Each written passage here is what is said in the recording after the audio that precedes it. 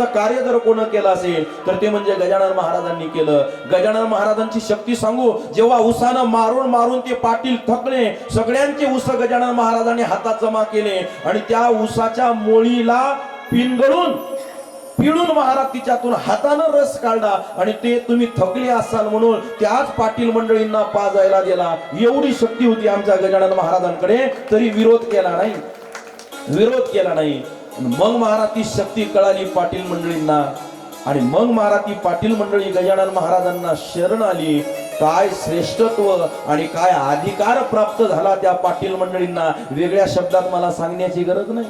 ज्यांनी विरोध केला, ज्यांनी गजानन महाराजांना मारण्याचा प्रयत्न केला, पण त्यांनाही महाराज आपल्या छत्रछायेखाली गजानन महाराजांना घेतलं आणि एवढं मोठं अशा प्रकारे करण्याचा प्रयत्न केला. म्हणून भास्कर पाटील असतील, पितांबरजी असतील, लोकमान्य टिळक असतील, आदी करून महाराज, ही सगळी मंडळी, बाळाभाऊ महाराज, नारायण महाराज, या सगळ्या मोठ्या मंडळीकडून हे कार्य अशा प्रकारे करून त्यांना श्रेष्ठत्व देण्याचं काम आमच्या गजानन महाराजांनी केलं. म्हणून गजानन महाराजांकडे कर्तुम, अकर्तुम, अन्यथा कर्तुम ह्या तिन्ही शक्त्या होत्या. म्हणून आमच्या गजानन महाराजांपुढे एक शब्द लागला आणि तो शब्द म्हणजे कोणता? तो शब्द म्हणजे समर्थ. सामर्थ्याने वा गजाननाचा वा माऊली महाराज. जिथे ज्ञान विज्ञान संजीव होते, जिथे योग विद्येस सामर्थ्य येते, जिथे मानवाला मिळे मोक्ष गाथा, तुझ्या पायरीसी सदा रमाथा. समर्थ सद्गुरु गजानन महाराज की सामर्थ्याने गजाननाच्या, सामर्थ्याने गजाननाच्या संकट जाई माघारा. गण गण गणात बोते, गण गण गणात बोते, गण गण गणात बोते. सामर्थ्याने गजानना, सामर्थ्याने गजाननाचा संकट जाई माघारा. गण गण गणात बोते, हे गण गण गणात बोते, गण गण गणात बोते. पदतीर्थाचे प्राशन करिता, हा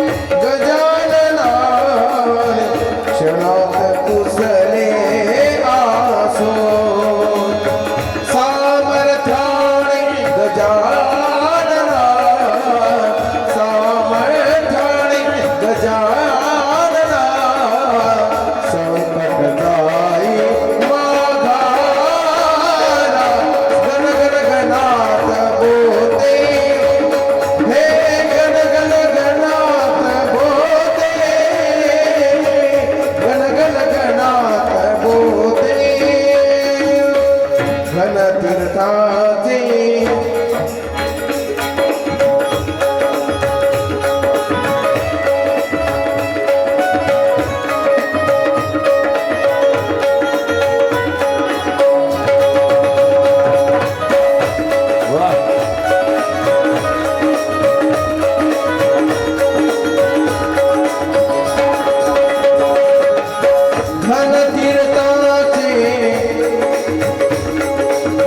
हसमुखाने शेगावी हा दळबळतो घन करुणेच्या हसमुखाने शेगावी हा दळबळतो कधी होनी गुप्त अचानक भक्ताला भेटून येतो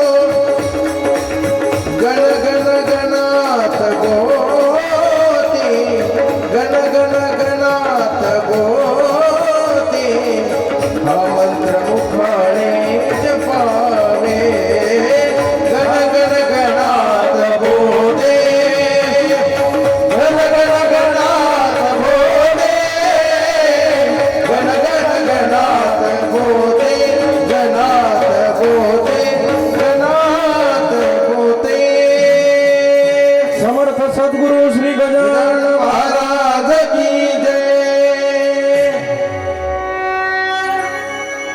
म्हणून शब्द लागला समर्थ सामर्थ्याने गजाननाच्या. ऐका ऐका, बावन्नीतल्या ओव्या सांगतो मी तुम्हाला काही. विघ्ने सारी पळती दूर, सर्व सुखाचा येई पूर, चिंता साऱ्या दूर करी, संकटातून पार करी. पण केव्हा सदाचार रत सदभक्ता, फळ लाभे बघता बघता. आपण सदाचारानं गजानन महाराजांची भक्ती करायची. गजानन महाराज आपल्याला फल प्राप्ती दिल्याशिवाय राहणार नाही. म्हणून आजचा जो अट्टास आहे ना, ग्रंथाला फळ लावायचा, हा त्याच्यासाठीच आहे.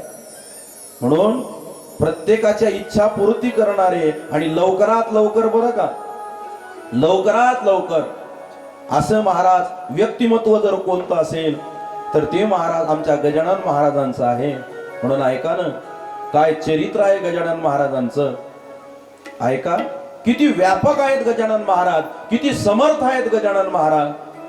शेगावला गेल्यावर गाभाऱ्यात खाली उतरूनच मूर्ती दिसल्यावरच गजानन महाराजांचं दर्शन होते असं नाही. शेगावला गेल्यावर शेगावच्या मातीच्या कणाकणामध्ये आपल्याला गजानन महाराजांचं दर्शन, तिथल्या निसर्गरम्य वातावरणामध्ये आपल्याला गजानन महाराजांचं दर्शन, तिथल्या असलेल्या स्वच्छतेमध्ये आपल्याला गजानन महाराजांचं दर्शन, प्रसादाच्या कणाकणामध्ये आपल्याला गजानन महाराजांचं दर्शन. आणि बोलू एक वाक्य, गजानन महाराज संस्थांमध्ये सेवा करणाऱ्या प्रत्येक सेवाधाऱ्याच्या अंतकरणामध्ये गजानन महाराजांचं दर्शन झाल्याशिवाय राहत नाही.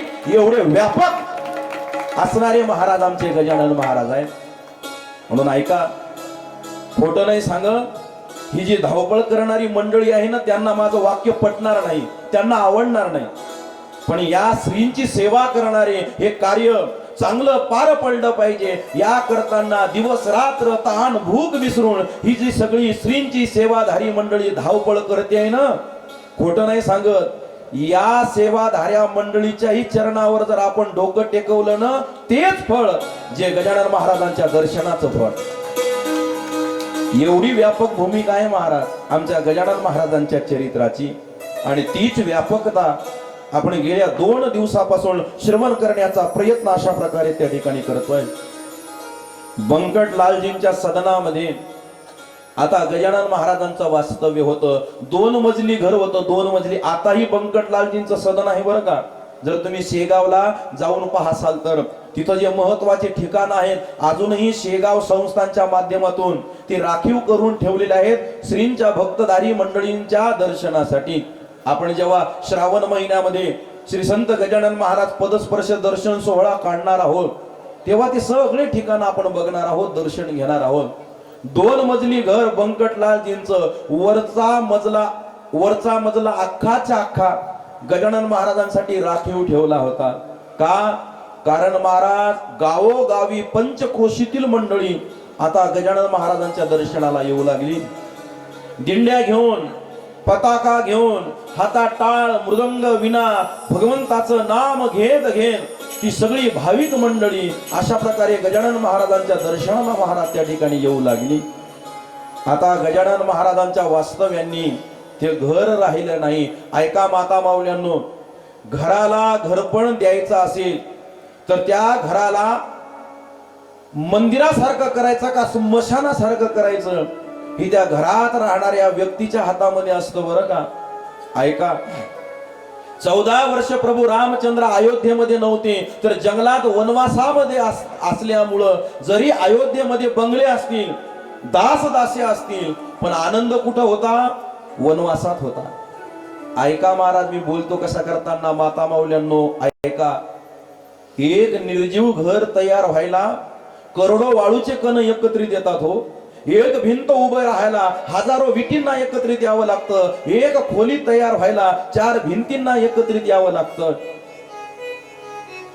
एक घर तयार व्हायला 4 खोल्यांना एकत्रित यावं लागतं. घर बनायला निर्जीव वस्तू एकत्रित यायला तयार आहेत, पण त्या निर्जीव घरात राहणारे सजीव मन मात्र एकत्रित यायला तयार नाही.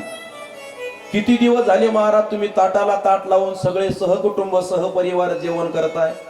ते त्याच्या बेडरूम मध्ये, ते त्याच्या बेडरूम मध्ये, ते त्याच्या मोबाईल पुढं, ते त्याच्या टीव्ही पुढं.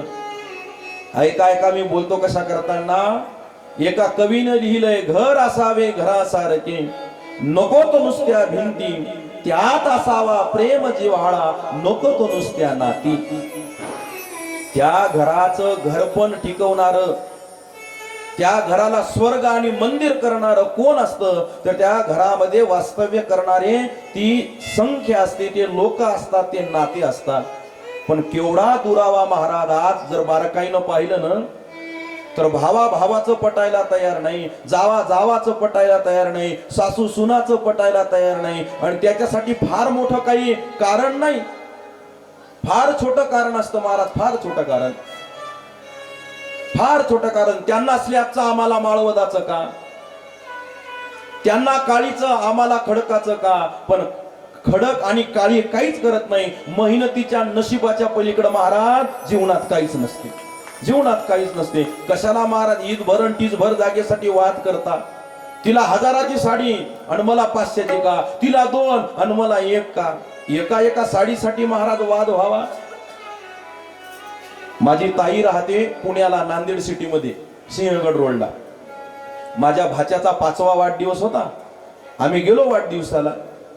सायंकाळचा कार्यक्रम तो वाढदिवसाचा, लॉन मध्ये ती पार्टी, बफे सिस्टीमचं जेवण, इकडं खुर्च्या टाकलेल्या, तिकडं खुर्च्या टाकलेल्या, कोणी या खुर्चीवर बसून गप्पा करतय, कोणी जेवण करतय. तेवढ्या गर्दीत माझं 2 महिलांकडे लक्ष गेलं. का? एक जरा जाडजूड होती आणि एक वाळली होती. ती मोठी बाई जेव्हा जेव्हा खुर्चीवर बसायची तेव्हा तेव्हा ती वाळली बाई खुर्चीवर बसायच्या अगोदर ती खुर्ची पुसायची. मला वाटलं ती वाळली बाई नौकरानी असली पाहिजे, मोठी बाई मालकीन असली पाहिजे, म्हणून ती खुर्ची पुसते. मी माझ्या ताईला चौकशी केली, म्हणे वेड्या काय घरावर भांडण आणतो काय? मी म्हणलं काय झालं? अरे ती मालकीन नौकरानी नाही, त्या जावा जावा आहेत. असं म्हणलं की डोळ्यालाच पाणी आलं माझ्या. अरे बाप, एवढ्या कलियुगात जावामध्ये एवढं प्रेम. मोठी जाऊ खुर्चीवर बसण्याच्या अगोदर छोटी जाऊ ती खुर्ची पुसून काढते. म्हणलं जाऊन तिची चौकशी कराव, लोकांना तिचा आदर्श सांगाव, तिचं नाव गाव विचारावं. म्हणलं ताई तुमचं नाव तुमच्या पायात पडू द्या एकदा. म्हणजे आम्ही काय केलं? तुम्ही सगळा महाराष्ट्र फिरता, पाया लोक तुमच्या पडतात. आम्ही काय केलं? किती तुमचं प्रेम मोठ्या जाऊबाईवर. खुर्ची पुसण्याच्या बसण्याच्या अगोदर तुम्ही ती खुर्ची पुसून काढताय. हाट मेल्या, प्रेम फेम काही नाही. मग तिनं साडी नेसली म्हणे माझी आज. बघा कोणाच्या लक्षात आलं? असा राग आला, असं वाटलं उचलाव खुर्चीन घालावीच्या मुंडक्या. पण ते मंडपवाले माझ्याच मागं लागले असते, द्या भरून खुर्ची. ऐका, एवढं हे बा, याच्यापेक्षा दुसरं काही कारण नाही.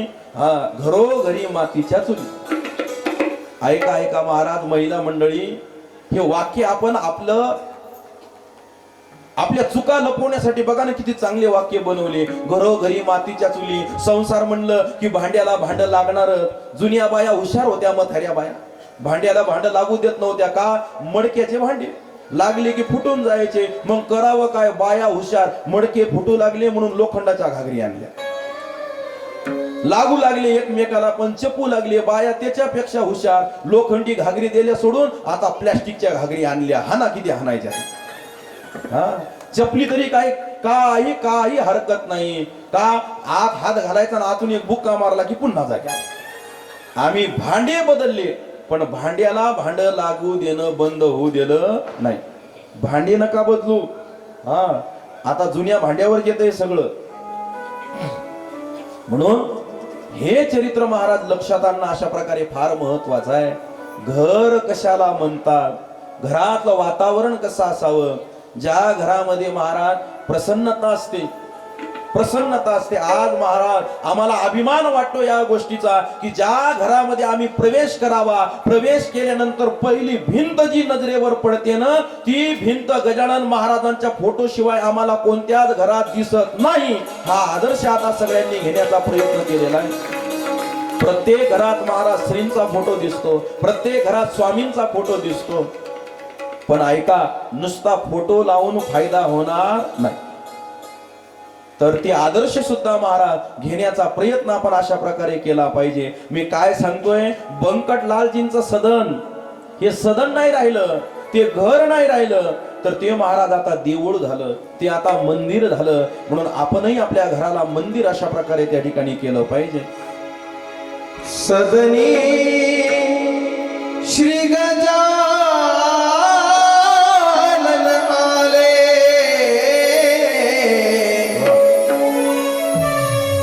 सदनी श्री गजानन आले.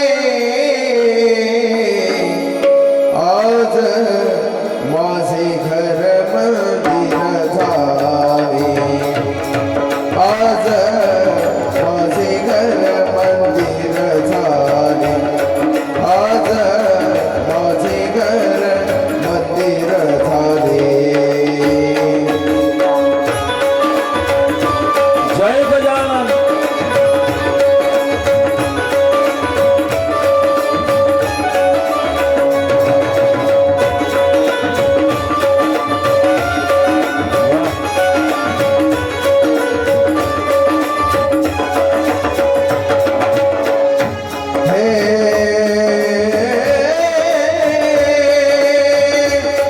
आसनी मारी मन मोहनी,